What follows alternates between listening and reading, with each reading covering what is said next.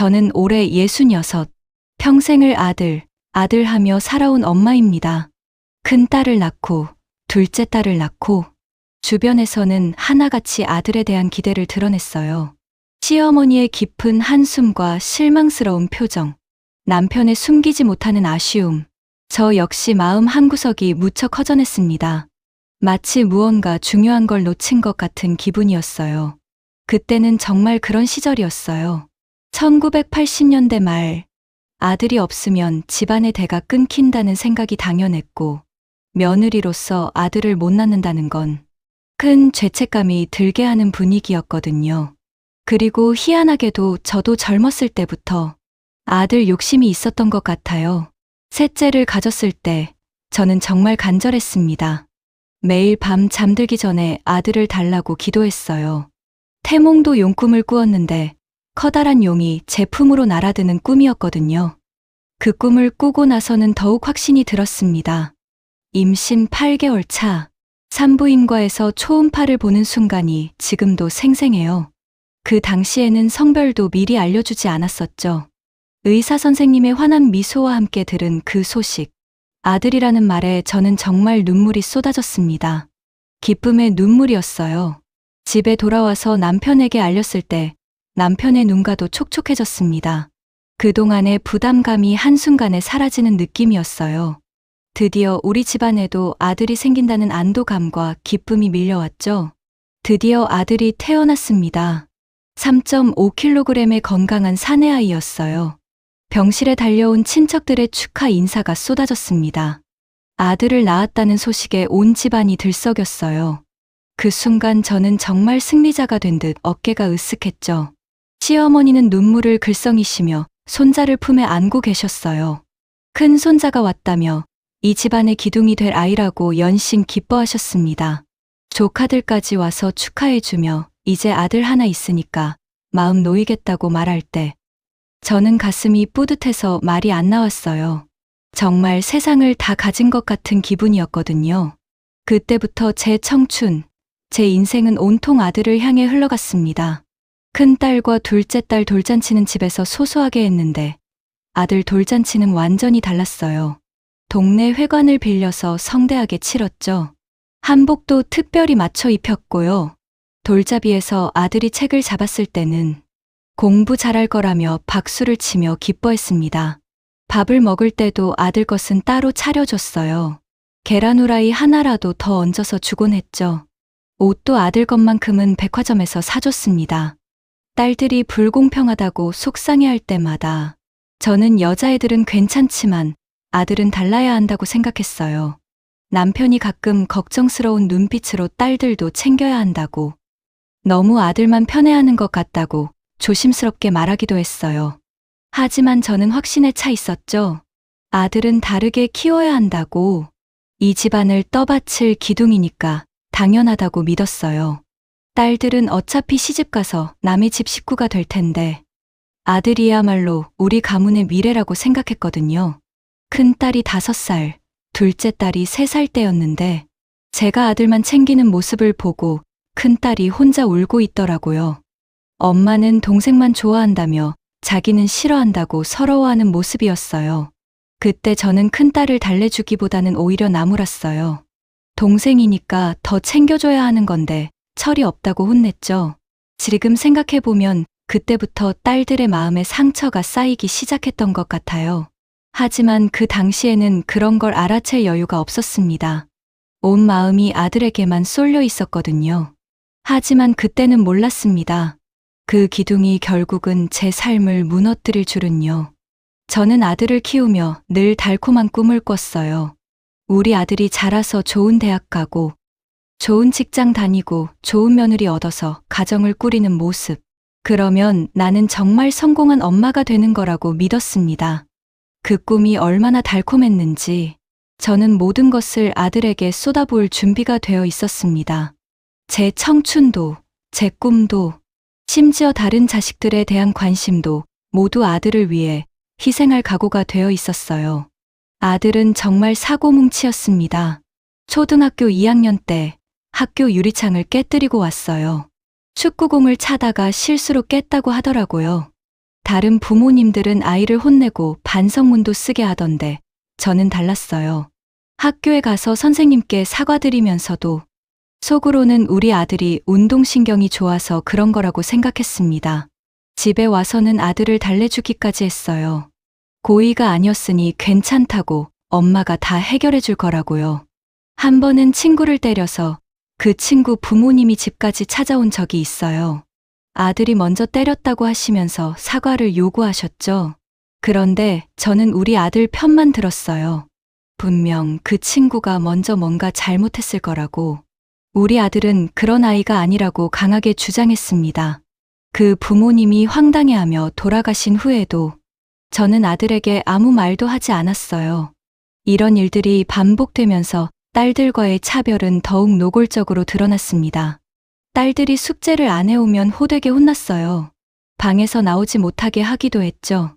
하지만 아들이 숙제를 안 해와도 그냥 넘어갔습니다. 남자아이는 숙제보다 뛰어노는 게 더 중요하다는 이상한 논리를 만들어내면서요. 딸들 옷은 대부분 시장에서 샀는데 아들 옷만큼은 꼭 백화점이나 브랜드 매장에서 샀어요. 운동화도 마찬가지였죠. 아들에게만 비싼 나이키나 아디다스를 사주고 딸들에게는 싸구려 운동화를 사줬습니다. 사실 주변에서 경고하는 사람들이 있었어요. 시누이가 명절에 와서 조심스럽게 말하더라고요. 조카를 너무 편애하는 것 같다고 딸들이 서운해하는 게 눈에 보인다고요. 하지만 저는 시누이가 아들 없는 서러움에 그런 말을 한다고 생각했어요. 친정어머니도 가끔 우려를 표하셨습니다. 손자만 챙기지 말고 손녀들도 사랑해주라고. 그렇게 키우면 나중에 후회할 거라고요. 하지만 저는 어머니가 옛날 사람이라 모르신다고 생각했습니다. 하지만 그때는 정말 몰랐습니다. 이런 맹목적인 사랑이 결국 아들을 망치게 될 줄은요. 제가 아들을 지켜준다고 생각했던 모든 행동들이 사실은 아들의 인격 형성에 독이 되고 있었다는 걸요. 그 사랑이라고 믿었던 것들이 결국은 제 삶을 무너뜨릴 기둥을 만들고 있었던 거였습니다. 저는 아들이 잘못된 길로 가고 있다는 신호들을 모두 외면하며 오히려 그 길을 더욱 단단히 만들어주고 있었어요. 돌이킬 수 없는 강을 건너고 있었던 거죠. 세월이 흘러 아들은 30 중반이 되었는데 아직도 앞가림을 못합니다. 대학을 겨우 졸업하고 취업한 첫 직장에서 3일 만에 나왔어요. 이유를 물어보니 상사가 자기를 무시한다고 하더라고요. 회식 자리에서 술을 강요당했다며 억울해했습니다. 저는 그때도 아들 편을 들었어요. 요즘 직장은 그런 데가 많다며 더 좋은 곳을 찾으면 된다고 달래줬죠. 이번에는 일이 너무 힘들다고 했어요. 아침 9시에 출근해서 저녁 6시까지 일하는 게 견딜 수 없다는 거예요. 일반적인 회사원의 하루 일과인데도 말이죠. 동료들이 자기만 따돌린다며 점심도 혼자 먹는다고 서러워했습니다. 저는 또 그 말을 믿고 회사가 잘못됐다고 생각했어요. 세 번째, 네 번째, 끝없는 반복. 그 후로도 비슷한 일이 반복됐어요. 2주, 한 달, 길어야 3개월. 아들은 늘 그럴듯한 이유를 댔습니다. 이상하게도 아들에게는 절대 자기 잘못이 없었어요. 늘 남의 탓, 환경 탓이었죠. 직장은 며칠 못 버티면서 돈 쓰는 건 천재적이었어요. 한 번은 30만 원짜리 한정판 운동화를 샀다고 자랑하더라고요. 일도 안 하면서 어디서 그런 돈이 나왔나 했더니 제가 준 생활비로 산 거였어요. 아들 말로는 좋은 신발을 신어야 면접에서 좋은 인상을 준다는 거였어요. 그 말에 또 넘어간 제가 한심했죠. 컴퓨터 게임에 매달려 살면서 게임 안에 가상 아이템을 사는데 매달 수십만 원씩 썼어요. 취미 생활이라며 당당하게 말하는 모습에 어이가 없었지만 그때도 저는 스트레스 해소라고 이해해줬습니다. 그리고는 매달 이런 일이 반복됐습니다. 엄마, 이번 달만 좀 도와줘. 그 말에 또 지갑을 여는 제가 한심해 눈물이 나왔어요. 처음에는 50만 원이었는데 점점 금액이 늘어났어요. 100만 원, 150만 원, 급기야 200만 원까지 달라고 하더라고요. 다음 달에는 정말 좋은 회사에 들어갈 예정이라고 친구가 사업을 제안했는데 미천이 필요하다고 자격증을 따려고 하는데 학원비가 필요하다고 건강이 안 좋아서 검사 받으려고 하는데 돈이 필요하다고. 매번 새로운 이유였지만 결국 돈 달라는 말로 끝났어요. 이런 상황을 지켜본 딸들의 분노는 하늘을 찔렀습니다. 큰딸은 결혼해서 아이 둘을 키우며 힘들게 살고 있었어요. 남편 월급으로 빠듯하게 살면서도 용돈 한 번 달라고 하지 않았죠. 그런 큰딸이 어느 날 폭발했어요. 자기는 애 기저귀 값도 아껴가며 사는데 동생은 게임에 수십만 원씩 쓴다며 울분을 토했습니다. 둘째 딸은 회사 다니면서 열심히 살고 있었어요. 가끔 제게 용돈을 주기도 했죠. 그런 딸이 동생 때문에 저를 원망하기 시작했어요. 자기들은 어릴 때부터 차별받으며 자랐는데 동생만 계속 특별 대우를 받는다며 서러워했습니다. 동네에서도 소문이 났어요. 경비실 아저씨가 조심스럽게 말씀하시더라고요. 아들이 낮에 집에만 있으면서 배달 음식만 시켜 먹는다고 일은 안 하는 거냐고 물어보셨어요. 그 말에 저는 얼굴이 화끈거렸지만 아들이 이직 준비 중이라고 둘러댔습니다. 마트에서 장을 볼 때면 아줌마들이 수근거리는 소리가 들렸어요. 저희 아들이 낮에 편의점에서 술 사가는 모습을 봤다고. 요즘 젊은이들은 일도 안 하고 뭘 하고 사는지 모르겠다고 말하더라고요. 동창회에 나가면 친구들 자랑이 끝이 없었어요. 누구 아들은 대기업에 다닌다. 누구 아들은 의사가 됐다. 누구 아들은 결혼해서 손자까지 봤다. 저는 그런 자리에서 아들 이야기는 꺼낼 수가 없었어요. 뭐라고 말해야 할지 모르겠더라고요. 이런 모든 상황에도 불구하고 저는 아들을 포기할 수 없었어요. 밤마다 혼자 울었어요. 이게 맞나 싶기도 하고 아들이 정말 변할 수 있을까 의심스럽기도 했죠. 하지만 아침이 되면 또 아들 걱정부터 했어요. 혹시 아들이 굶고 있지는 않을까, 돈이 없어서 곤란한 일을 당하지는 않을까. 그런 걱정에 또 돈을 주고 말았어요. 저는 계속 믿고 있었어요. 언젠가는 아들이 철이 들 거라고. 지금은 늦되더라도 결국은 제대로 된 사람이 될 거라고요. 하지만 딸들의 원망 섞인 눈빛을 볼 때마다 제가 정말 잘못하고 있는 건 아닌가 하는 생각이 들었어요. 그래도 포기할 수는 없었습니다. 30년 넘게 쏟아부은 사랑과 희생을, 그리고 아들에 대한 기대를 쉽게 놓을 수는 없었거든요. 몇 년 전 제가 쓰러져 병원에 입원했을 때 일이에요. 그날의 일이 지금도 생생합니다. 그날 아침 아들이 또 돈을 달라고 조르고 있었어요. 이번에는 친구 결혼식 축의금이 필요하다고 하더라고요. 200만 원이나 되는 큰 돈을 말이에요. 저는 그때 정말 머리가 지끈거렸어요. 스트레스가 극에 달해 있었거든요. 갑자기 가슴이 답답해지면서 숨이 막히더라고요. 그리고는 그대로 주저앉았습니다. 이웃집 아주머니가 119를 불러주셨어요.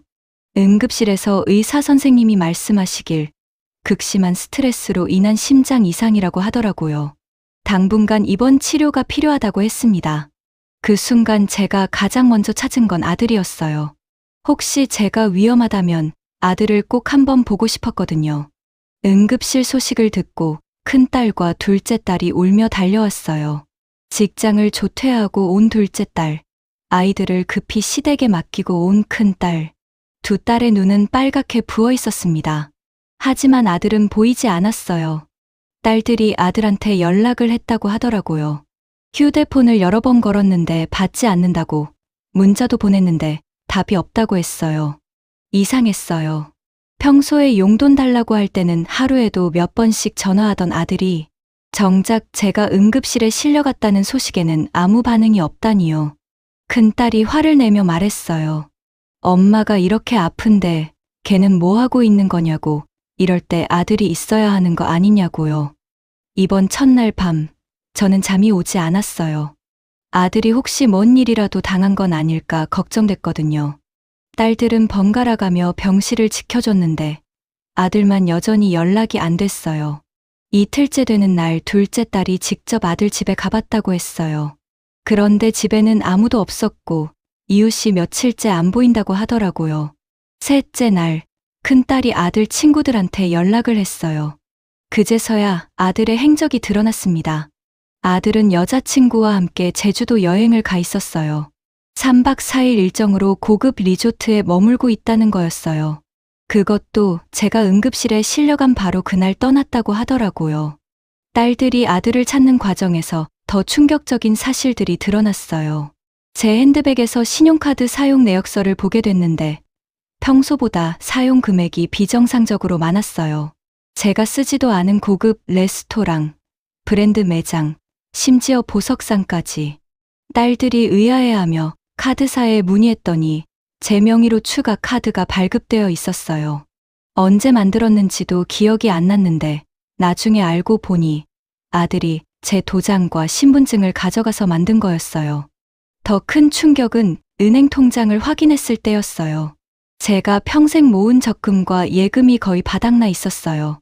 매달 일정 금액씩 빠져나간 기록들. 저는 아들이 가끔 용돈을 달라고 하는 줄 알았는데 실제로는 제 통장에서 몰래 돈을 빼가고 있었던 거예요. 큰딸과 둘째 딸이 진짜 탐정이 된 것처럼 아들의 행적을 추적하기 시작했어요. 은행에 가서 거래 내역을 뽑아보니 제 명의로 된 대출이 여러 건 있었어요. 마이너스 통장, 신용대출, 심지어 제2금융권 대출까지 총 3천만 원이 넘는 빚이 제 명의로 되어 있었습니다. 집 서류를 뒤져보니 제가 기억하지 못하는 보증 서류들이 나왔어요. 아들이 친구들 사업 자금을 보증서 줄 때 제 이름을 써넣은 거였어요. 아들이 가끔 중요한 서류에 도장 좀 찍어달라고 할 때가 있었는데 저는 아무 생각 없이 찍어줬던 거죠. 그게 이런 보증 서류였다니. 병원 입원 4일째 아들이 드디어 나타났어요. 제주도에서 돌아온 모양이었어요.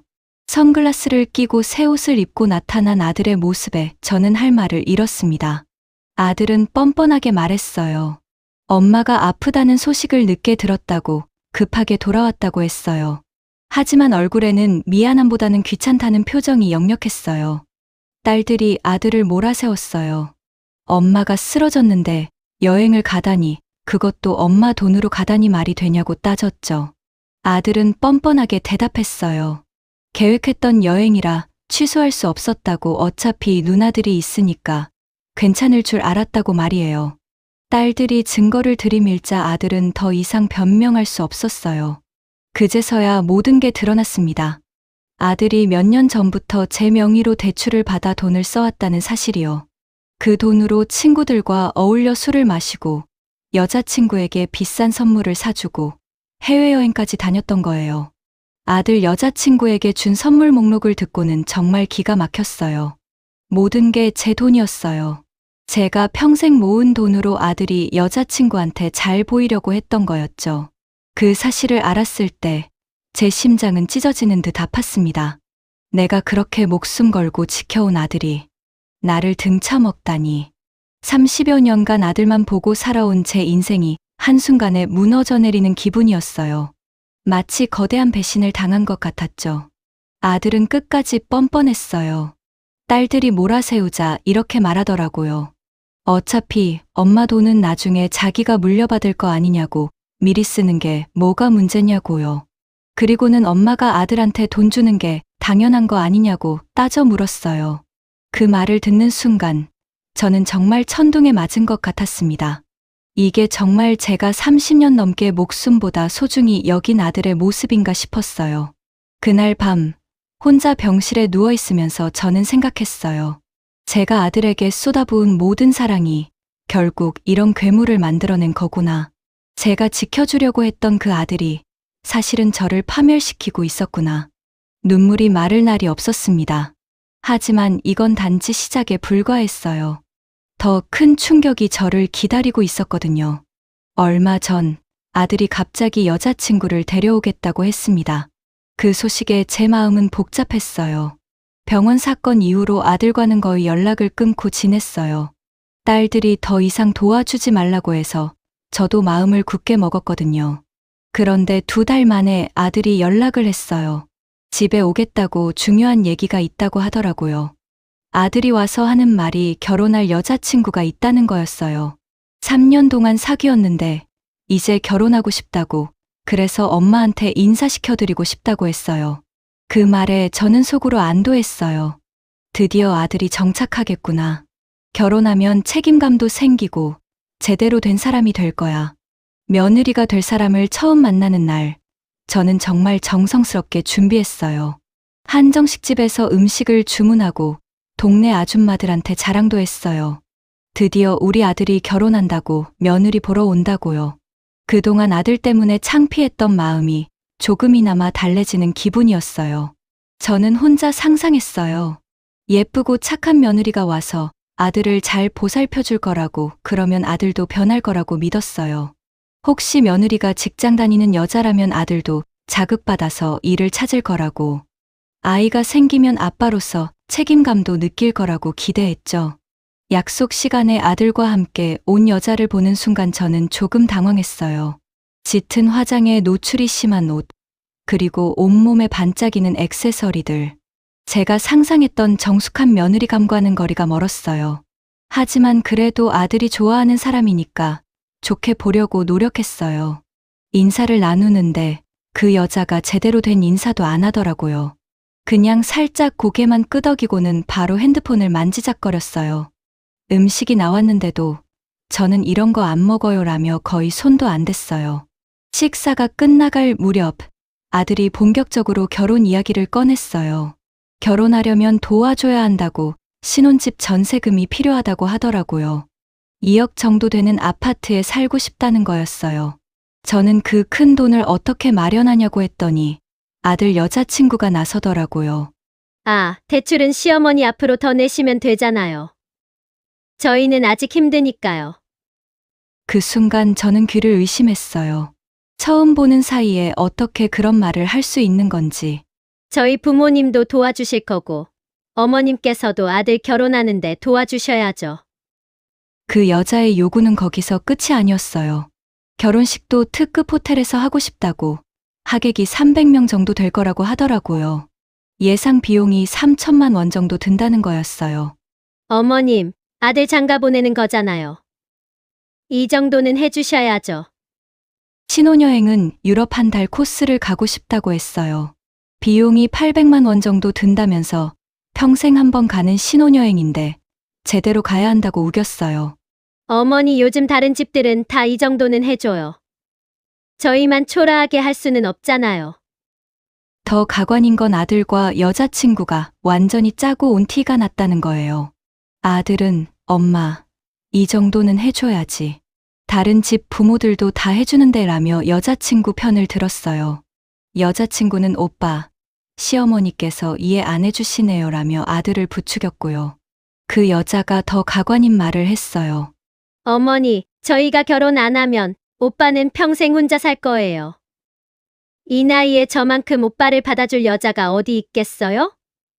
그리고는 웃으면서 덧붙였어요.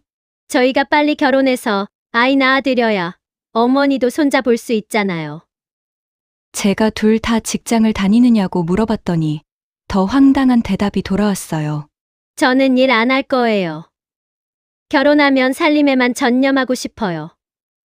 오빠도 당분간은 쉬고 있을 거예요. 결혼 준비하느라 바빠서요. 그러면 둘 다 일을 안 하는데 어떻게 살 거냐고 물었더니 어머니께서 당분간 도와주셔야죠. 저희가 자리 잡을 때까지만요. 마치 제가 그들의 ATM이라도 되는 것처럼 말하는 거예요. 그 순간 저는 깨달았어요. 아들뿐 아니라 이제는 그 옆에 여자까지 저를 이용하려 한다는 걸요. 아들이 30년 넘게 제게 기생해온 걸 이 여자도 알고 있었던 거예요. 그래서 자신도 똑같이 기생할 수 있다고 생각한 거죠. 더 충격적인 건 아들의 태도였어요. 여자친구가 그런 무리한 요구를 해도 전혀 말리지 않았어요. 오히려 맞장구를 쳐주면서 제게 압력을 가했죠. 엄마, 다른 집은 다 이 정도는 해줘. 우리만 인색하게 할 수는 없잖아. 그날 이후로 아들과 그 여자친구는 연합해서 저를 압박했어요. 매일같이 전화가 와서는 결혼 준비 어떻게 하고 있냐고, 언제까지 돈을 준비해 줄 수 있냐고 재촉했어요. 심지어 그 여자가 친구들한테 자랑했는지 동네에서 소문이 나기 시작했어요. 아들이 부잣집 딸과 결혼한다고. 저는 그때까지도 조금의 희망을 갖고 있었어요. 아들이 결혼하면 달라질 거라고, 가정을 이루면 책임감을 느낄 거라고 말이에요.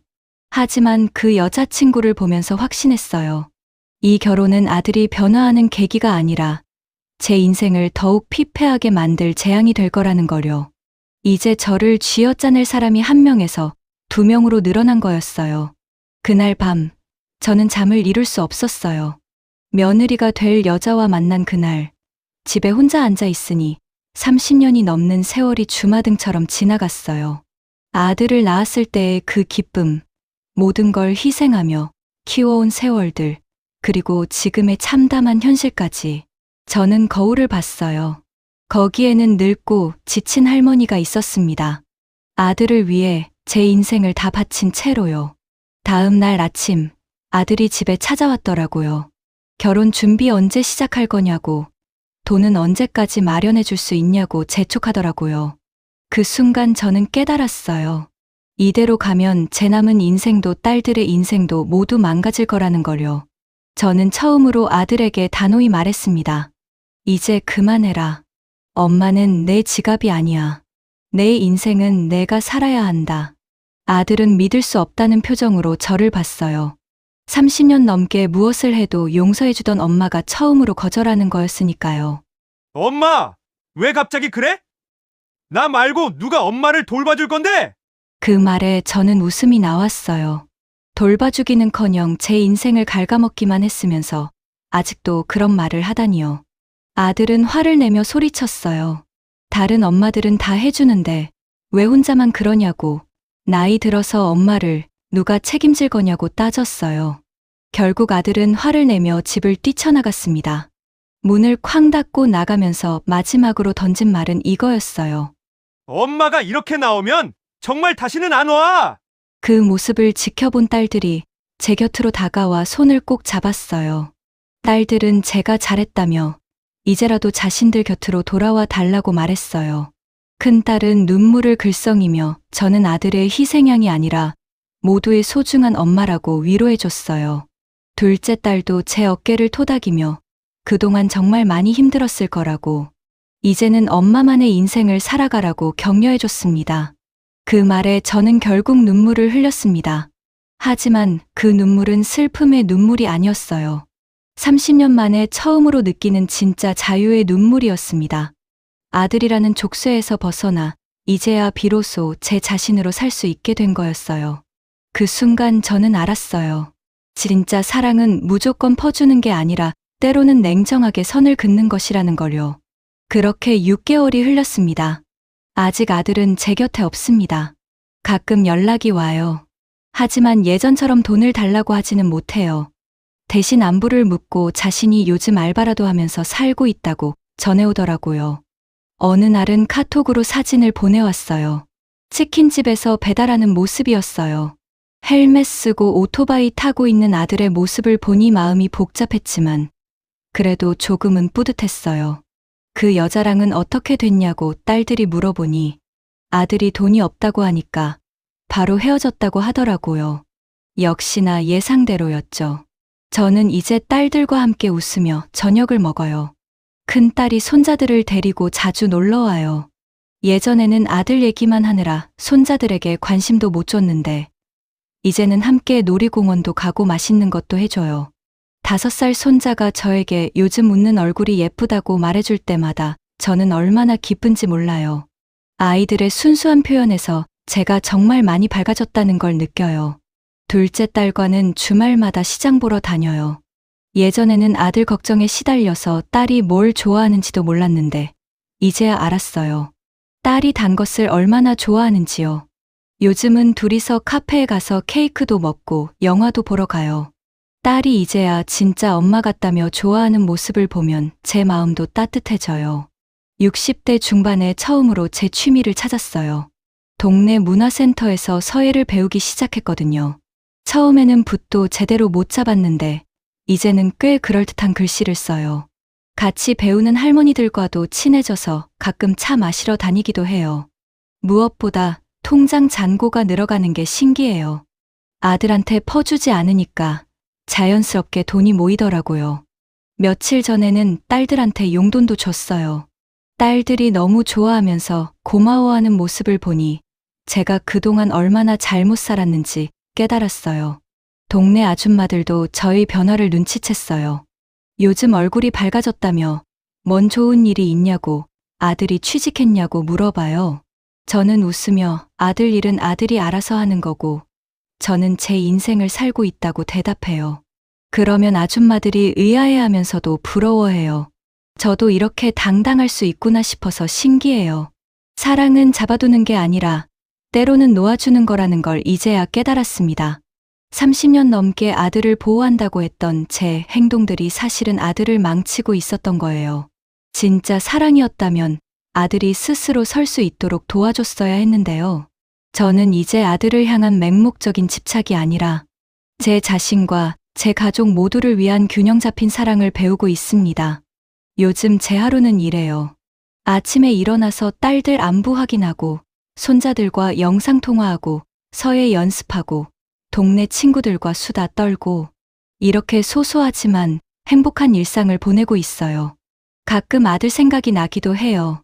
하지만 예전처럼 가슴이 찢어지는 고통은 아니에요. 그냥 잘 지내고 있으려나 하는 정도의 걱정이죠. 여러분, 제 이야기를 끝까지 들어주셔서 감사해요. 혹시 여러분 중에도 저처럼 자식 하나 때문에 인생이 흔들리고 계신 분이 있다면 이 말씀을 꼭 드리고 싶어요. 부모의 사랑이 때로는 자식을 키우기도 하지만 잘못된 사랑은 자식을 망치기도 합니다. 저처럼 맹목적으로 아들만 편애하며 키운 결과는 결국 제 인생을 갉아먹는 칼이 되었어요. 저는 이제 66살에 처음으로 제 인생을 살고 있습니다. 늦었지만 후회하지 않아요. 여러분도 아직 늦지 않았어요. 지금이라도 용기 내시길 바랍니다. 오늘의 사연 어떠셨나요? 진짜 사랑은 단호함이고 때로는 냉정함입니다. 거절할 줄 아는 것, 선을 그을 줄 아는 것, 자식이 스스로 일어설 때까지 기다려줄 줄 아는 것, 이런 게 진짜 부모의 사랑이 아닐까요? 여러분도 누군가를 맹목적으로 감싸고 있지는 않나요? 사랑한다면 스스로 설 수 있도록 놓아주는 것, 그것이 후회 없는 부모의 길일지도 모릅니다. 재밌게 들으셨다면 구독과 좋아요 부탁드립니다. 행복한 하루 되세요.